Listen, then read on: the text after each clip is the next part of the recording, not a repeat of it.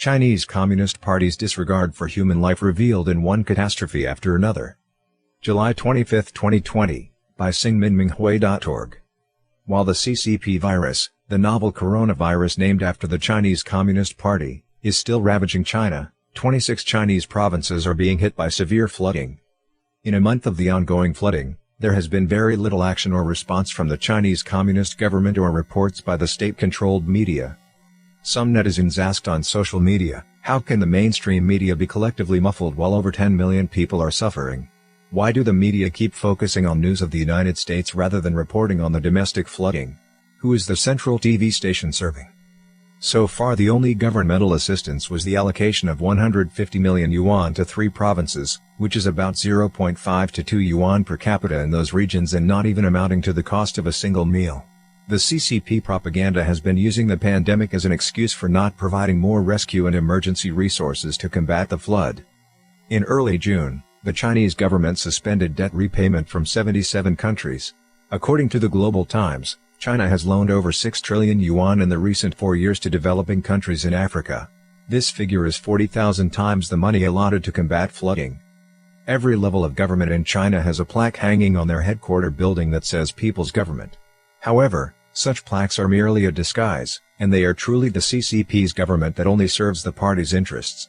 History has made this abundantly clear for all of us. A forgotten dam failure 45 years ago. A TV program by the Discovery Channel in 2005 revealed a list of man-made disasters. At the top of the list was not the Chernobyl nuclear accident, rather it was the Banqiao Dam failure in 1975 that was rarely known to Chinese people. According to Discovery, the Banqiao Dam in Henan province collapsed due to heavy rain on August 8, 1975, flooding 9 counties of an area 150 kilometers by 75 kilometers. Over 100,000 floating corpses were collected and another 140,000 died from the famine and plague that followed the flood. At the time when the dam needed an emergency discharge, the local authorities telephoned their superior for permission but did not get a response.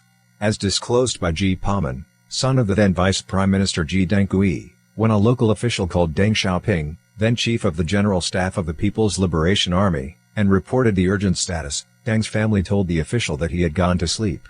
They said that he wasn't feeling well and couldn't be woken up. But Ji later found out Deng wasn't sick or sleeping at that time.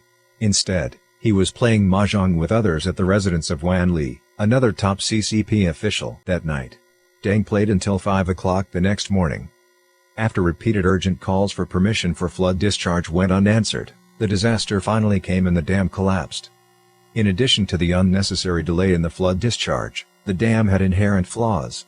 The Banqiao Dam was one of the many that were constructed in the early 1950s as a product of the Great Leap Forward movement. Under the irresponsible policy, the dam was constructed in a rush with little quality control and lacked regular maintenance in the years after it was built.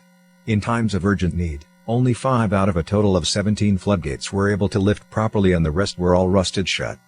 News of such a man-made disaster was suppressed by the CCP authorities.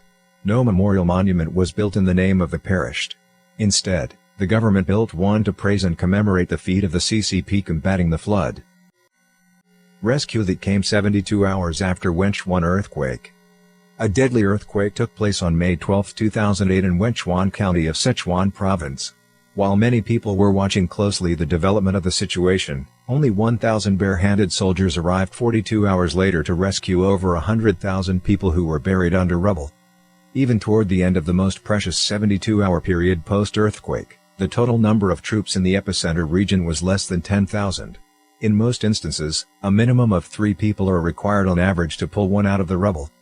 About 79 hours after the earthquake, the military's engineering troops finally began to repair and restore the roads leading into Wenchuan County. Most of those buried had already died by then. Also, 34 out of 58 affected towns did not get any rescue personnel whatsoever. Just like what had happened in previous disasters, the CCP ordered all media in China to praise the government for days after the earthquake. The deaths of over 100,000 Chinese people were somehow turned into another episode of glorifying the CCP's governance. The CCP's nature and Chinese people's way out. The CCP has never taken any responsibility for the man-made or natural disasters under its rule. They are very clear that if someone admits any wrongdoing, the CCP's perfect image would be blemished and their control would be breached. What is the fundamental nature of the CCP? The 9 commentaries on Communist Party has revealed it to us. The Communist Party does not hold universal standards for human nature.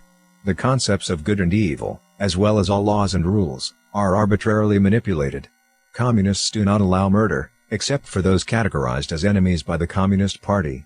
Filial piety is welcomed, except for those parents deemed class enemies.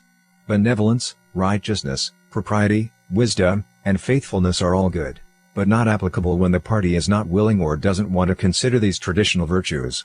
The Communist Party completely overthrows the universal standards for human nature, and builds itself on principles that oppose human nature.